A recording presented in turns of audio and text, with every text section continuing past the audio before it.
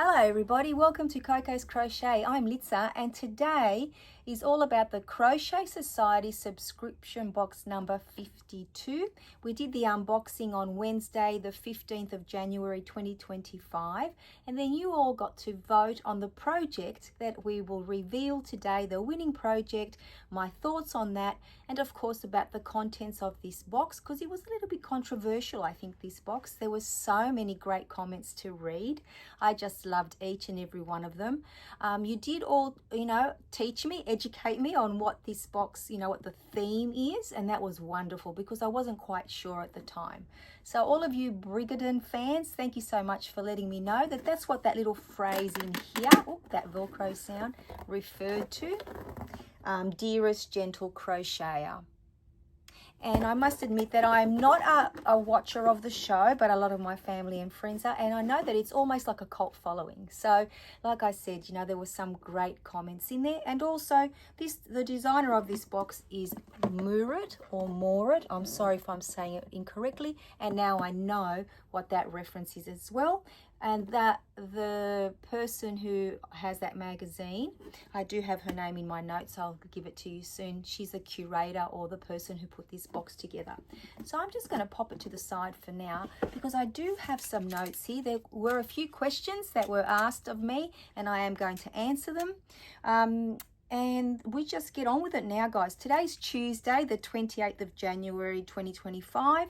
Last Wednesday was when the voting closed here in Sydney, Australia, midnight, and then I tried to make this as quickly as I could. Now, the reference to Murat or Murat is, it's a magazine that the founder is Alison Chu. And she actually was, she's an avid reader, I believe, and she used to love going to yarn shops that were like a bookshop and a yarn shop. I think they're amazing, by the way, those type of shops. But she was more of a reader and, she used to get absorbed in the reading. And the magazines that she was drawn to at the time, or books that had any yarn-related projects in there, were more knitted books. Because she loves knitted jumpers and sweaters and shawls and things like that. And at the time, especially, the crochet was predominantly amigurumi and, different things to what she was looking for. So this is why she started that magazine. So I think that's a very cool backstory, right, guys? And as we said, also the theme around the box is Brigaden. And I do know that now I understand, for example, the stitch marker is a little castle. And I do know that it is a period series, that one. So now this makes sense, and so do the colors chosen for the yarns, I'm guessing, especially if you watch the show. You probably would be able to relate to that even more. Now let me tell you what I gathered from the comments. So a lot of people, or people that commented, so they either really like the box or they really did not like the box. There were very few that were in the middle. Some people said that they only voted because I asked them to, and not that they had a favorite project that they wanted me to see crochet, which I think that's very fair and very honest. But in saying that, some people were in love with the projects and wanted them all made and couldn't make a decision but landed on something because, once again, it's part of the fun of voting for a project. Some people like the colors of the Elements yarn, and I'll refresh your memory on that yarn in a moment. But most of the people said that they wouldn't have teamed the two colors up together. And in saying all that, some people were absolutely in love with the colors and the combination. So, there was, there were very strong opinions, both ends, the like and the dislike. And some had landed in the middle, as we said. Now, I'll show you the yarn. I'll refresh your memory. It is this Elements yarn here. So, Elements yarn. It is a West Yorkshire Spinners. I don't know why that is a tongue twister for me. And the yarn name is Elements. Now, there are two colors. There's this one is called Seashell, and this one is called Olive Grove.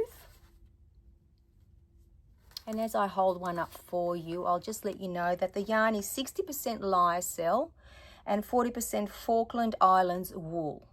Now it is a DK weight or an 8 ply. It is fairly thin though for a DK weight or an 8 ply. So let me just show you up close. So I would say it's on the thinner end. And the balls are 50 grams each.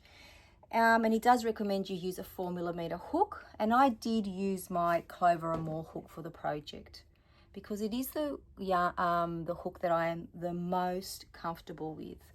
Now this yarn here, before we get on to the other yarn that was in there,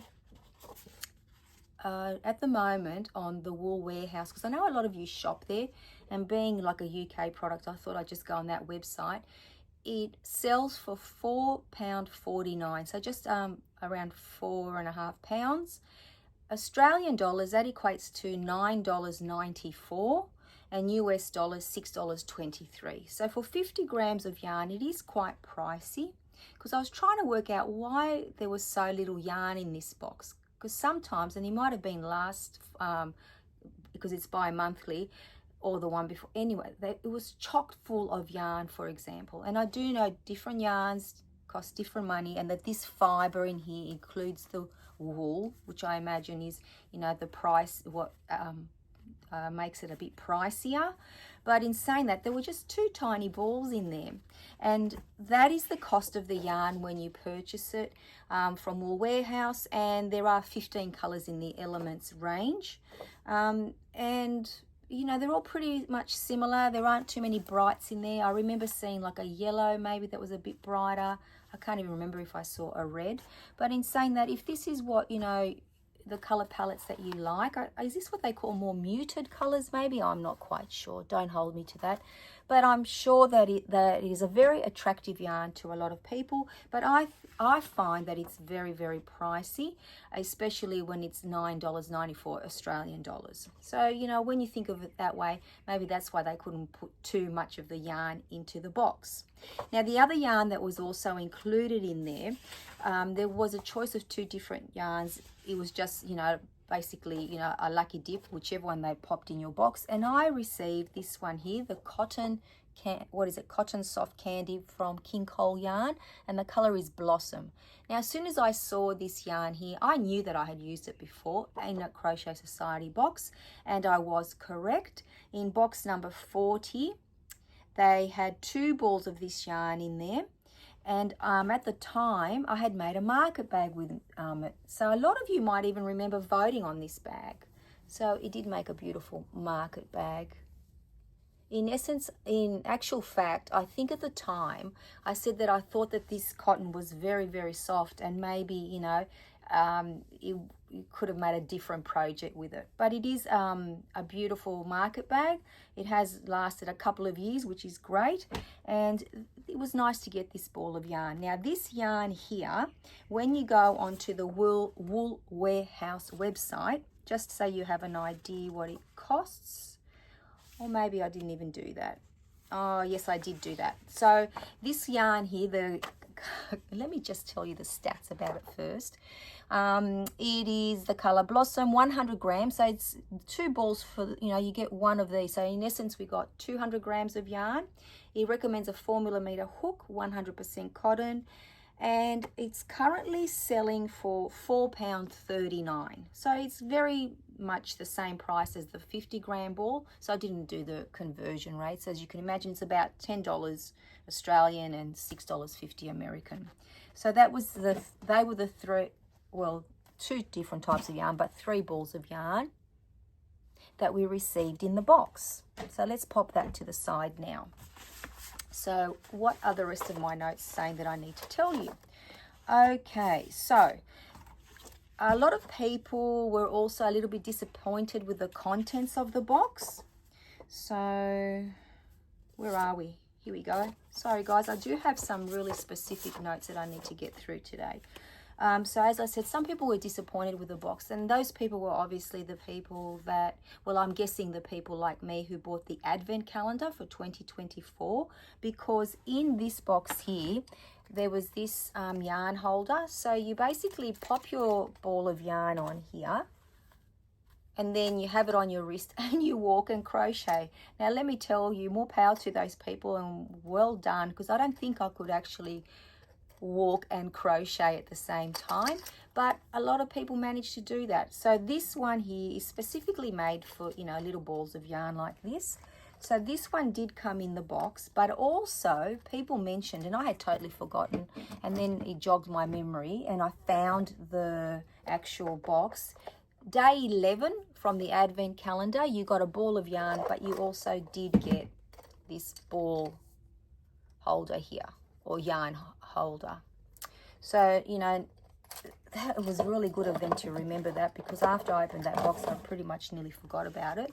So that was an issue that a lot of people thought, you know, why are they doubling up? You know, it's December that we got the advent calendar, and now it was January, the first box for the year, and they've put another yarn holder in there.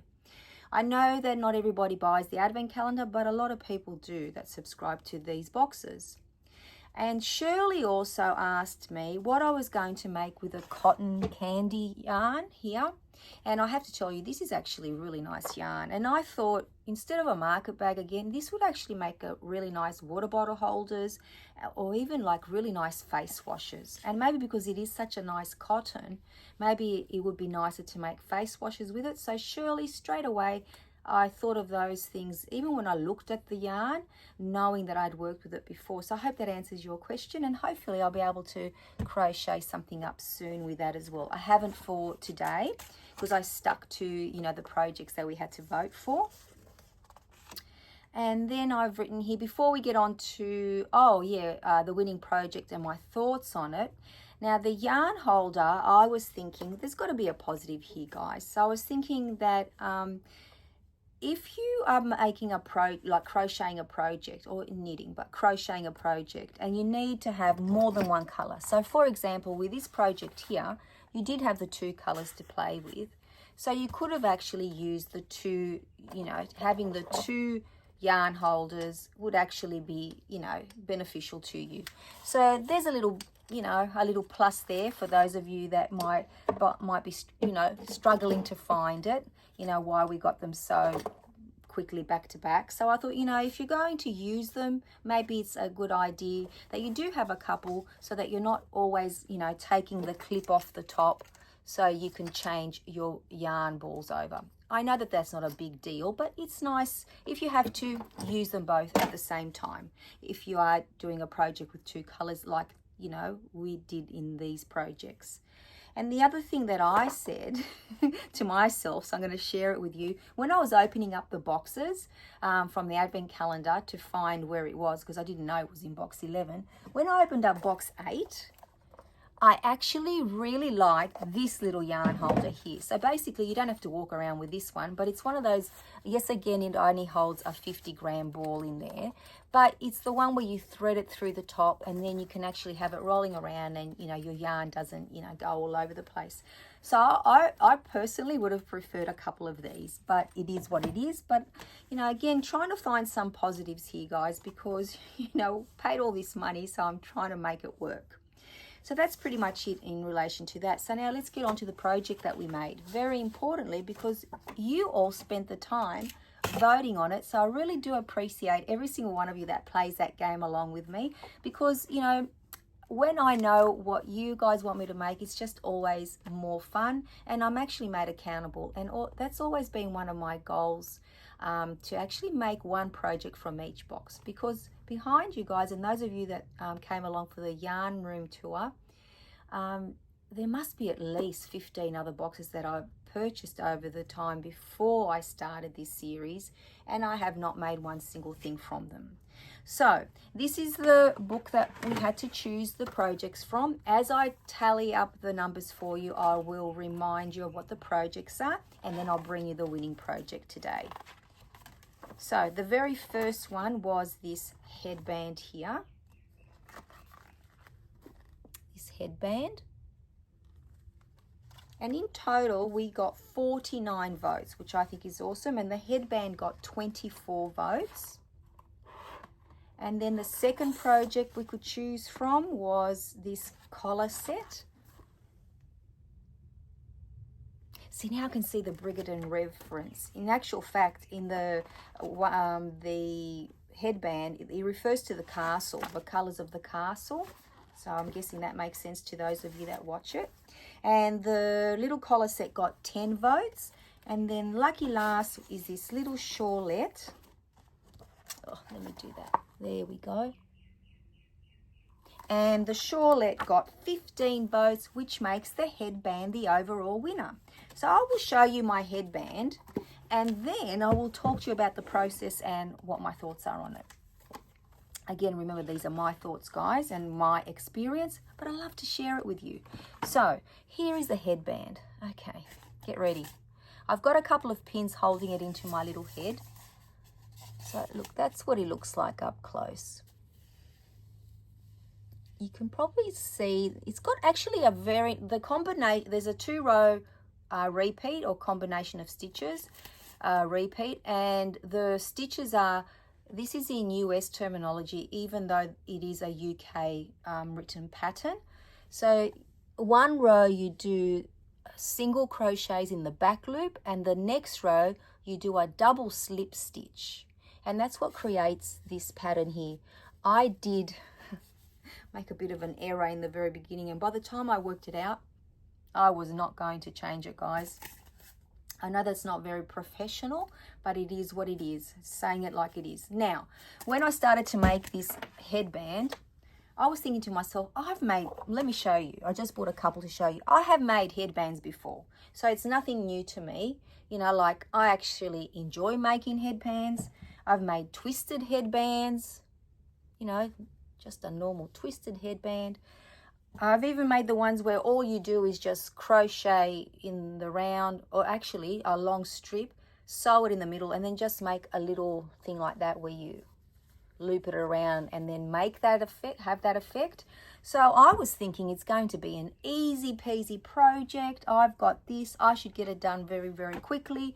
And then I realized, oh, it's single crochets and slip stitches. So then I thought, oh, well, this is going to take a while, which is fine because it's not a huge project. Once again, trying to power on, trying to find the positives.